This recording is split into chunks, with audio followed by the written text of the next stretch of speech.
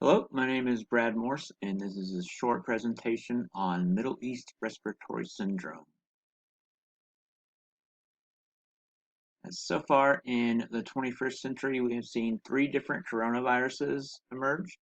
The first was the SARS outbreak in late 2002. It actually occurred for less than a year and had a total of 774 deaths. Since July 2003, there have been no reported cases of the original SARS. The second version of SARS, SARS coronavirus 2, is the one that we are, of course, all familiar with now. Causes the disease known as COVID-19. At this point, COVID-19 is either the fifth or the sixth deadliest pandemic in recorded history. The third coronavirus is the one that I'm going to talk about today. It's actually the second one chronologically. It is known as Middle East Respiratory Syndrome, and it's also shortened to MERS coronavirus. It has presented in other countries, but it emerged in the Middle East. The first known case was in Saudi Arabia in 2012. This is the one coronavirus that most people probably have not heard of or are not familiar with. So, why is this being studied and why is this important? Well, the transmission rate is extremely low. I've seen different reports, but they think probably around 2% of the time someone is infected, they will pass it on to someone else. The concerning part about MERS is that the case fatality rate is extraordinarily high. It's something between 35 and 37%. The deadliest pandemic in the history of the world is the Black Plague, and it's somewhat up for debate, but historians think roughly about 40% of people that got the bubonic plague ended up dying. So, again, you're talking about this percentage of people dying, you're talking about potentially a huge pandemic. This is the front of the article, the first page of the article. You can see they looked at 70 patients that presented. It's from a single center in Saudi Arabia that we'll talk about here in a second exactly where this hospital is. The objective, this is a little small, but at the top you can see the objective is to report the experience with Middle East Respiratory Syndrome coronavirus at a single center in Saudi Arabia. So this is over about a year and a half. They looked at every patient that presented and tested positive. There is a PCR test for this, so they obviously did that. And 70 patients during that time tested positive, and this was the sample for this study. The hospital is the Prince Sultan Military Medical Center, or city, excuse me, that is in Riyadh, Saudi Arabia. I tend to look at these places on the map just more out of curiosity than anything. It's kind of interesting to note there is a Starbucks at the hospital there. There's also a Tim Hortons coffee shop.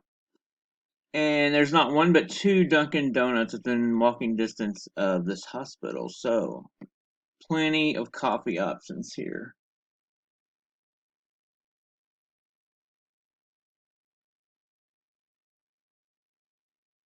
This was a retrospective cohort study.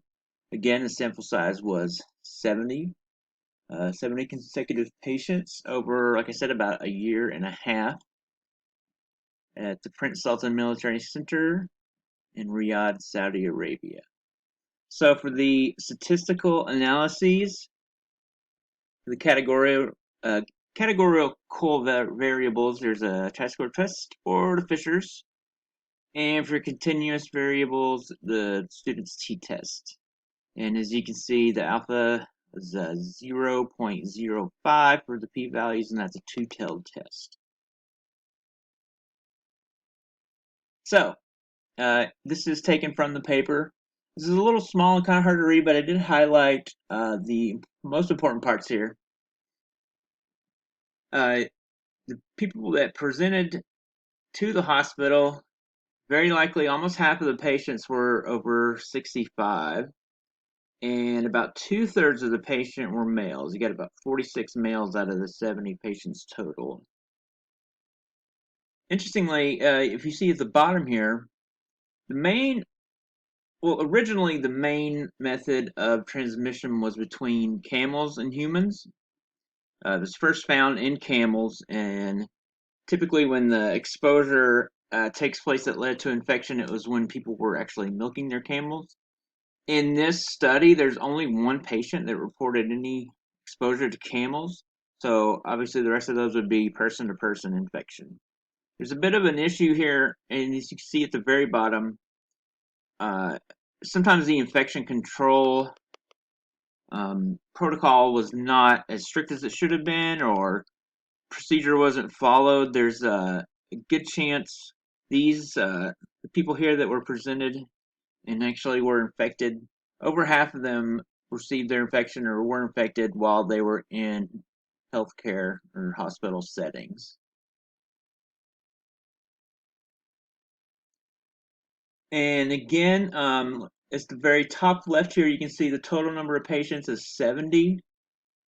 There's a lot of clinical symptoms here that it goes into. More than half the patients had fever, cough, shortness of breath. And again, some of these sort of mirror the classic COVID symptoms, but I imagine that's probably true for most viral infections. 63 of the 70 patients ended up getting pneumonia. And at the very bottom here, you can see the bilateral. That means pneumonia in both lungs. Occasionally, you'll see that in just one lung, but usually that's in both lungs. So we'll talk about this a little more later, but you can see here of the 70 patients, 42 of them died in the hospital. So you're talking about 60% of the patients. So this is obviously extremely serious disease. This is something that it needs to be looked at, needs to be studied. And the time of illness onset to death was about, well, the median range was about 21 days.